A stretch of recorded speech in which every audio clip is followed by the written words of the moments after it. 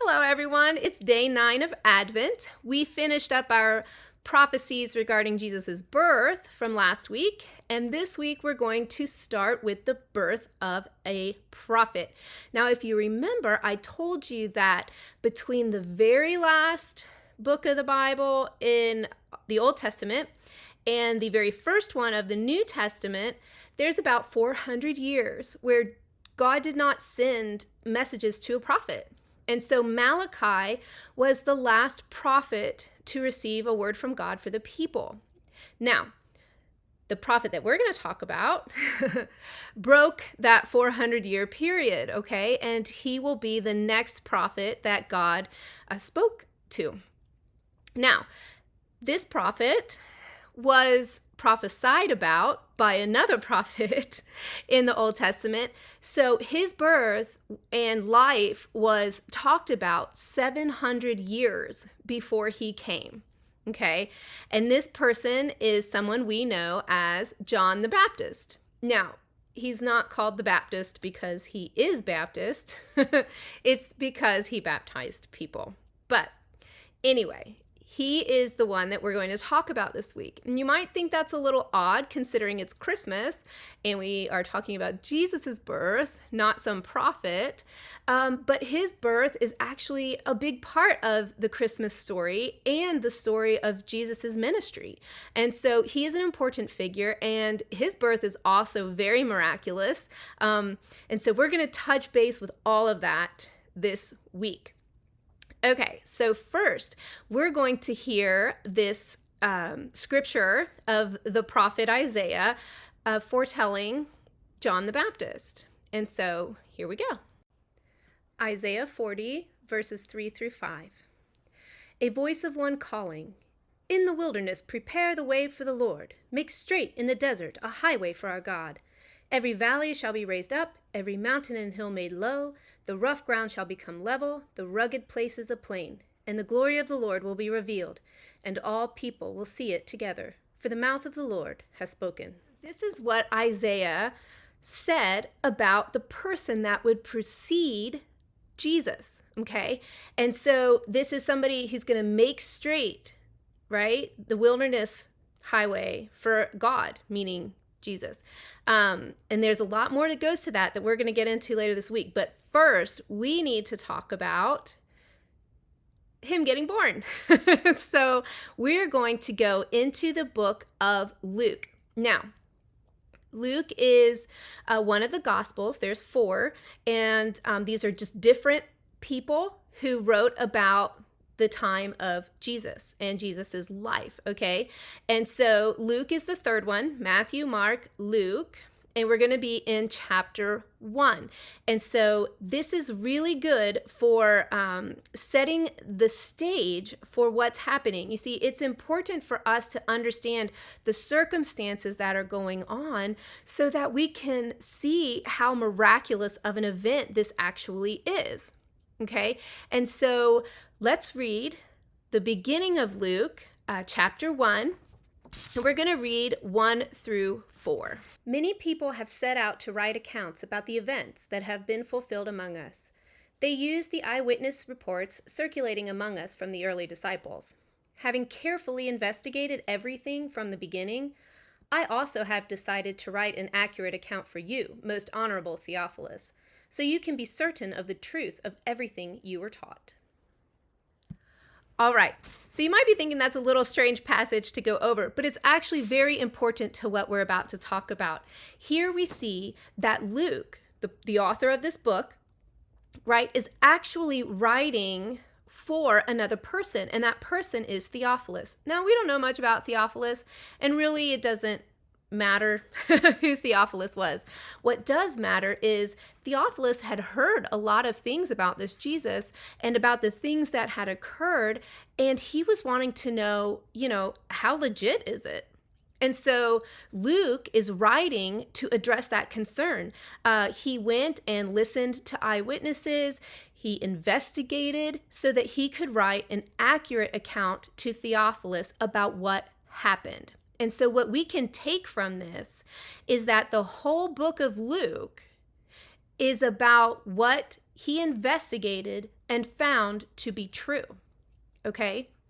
So this isn't like a blind faith type of deal or anything like that. Luke literally went out and investigated by interviewing people, by talking to people and seeing if their accounts matched up and all of that kind of stuff. That's what he's doing for Theophilus, okay? Because he wants Theophilus to know whether or not that stuff is true. So this is super important because the first thing that Luke comes out with is a pretty miraculous event. Okay, now, before he gets into the miraculous, he sets the stage like we talked about earlier. He lets us know what is the situation before all of this comes about. And this is important.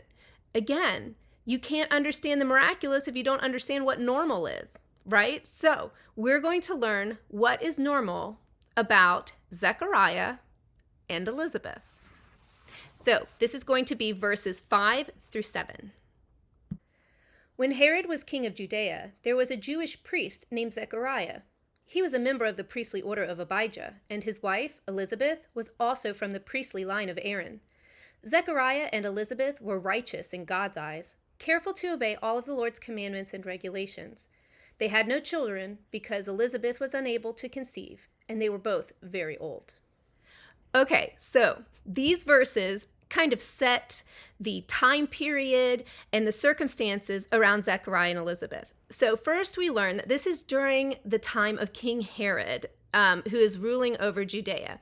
Now, Judea is basically where the Jewish people were living, and the Romans were in control. Okay, so the Romans, they kind of picked some people to rule the areas that they conquered, and King Herod was the one who ruled Judea. Now, he's actually a Jew, but he's pretty cozy with the Romans, okay? So he's not really well liked by people because of that, but he's the king, and he is the king that is in charge of Bethlehem, where we will see Jesus being born.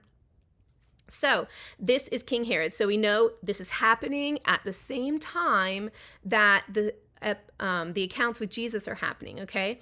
And so we learn something else. We learn two people, Zechariah and Elizabeth, and they're married. The first thing we find out about them is that they both come from priestly lines. Now remember, in the Old Testament, God had delineated that certain lines of people, genealogy lines of people, would be the priests. And so not only was Zechariah from that line, but Elizabeth was as well. Now, she wasn't a priestess or anything, but she grew up with her brothers were priests, and her parent, her relatives that were male were priests. And so this is kind of like the power couple of the priestly lines, okay? Because you've got just two very priestly lines joined together in marriage. And we learn something very important about them in how God views them. And this is a little odd to us at first. We might just skip over it, but it's actually incredibly important to this story. And I'm going to explain why.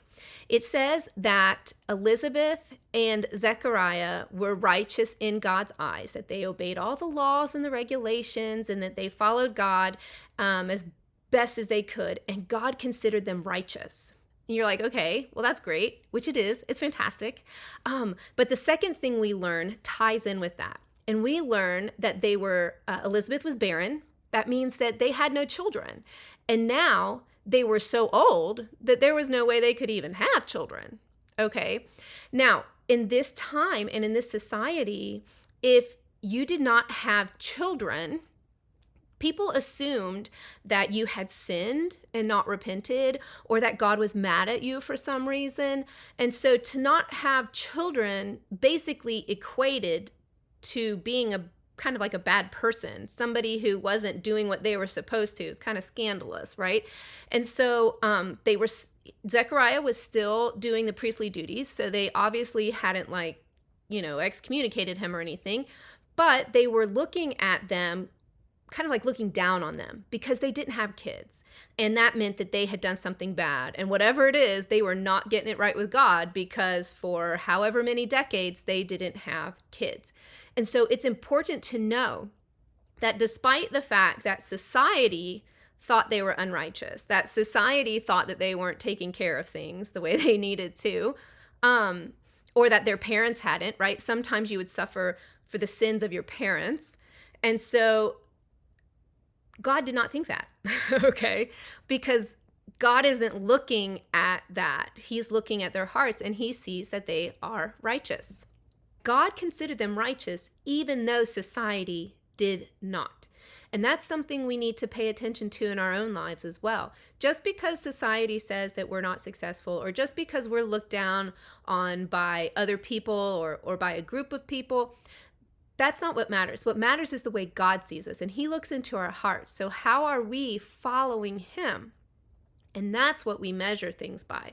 So we're going to end it here now that we know what time we're in, the location, who's involved, and we know, because I told you, that we're about to see something miraculous happen to two people who God found righteous, who God thought were deserving, and he is going to perform a miracle with them, even though the society and the community around them did not think that they would be worthy.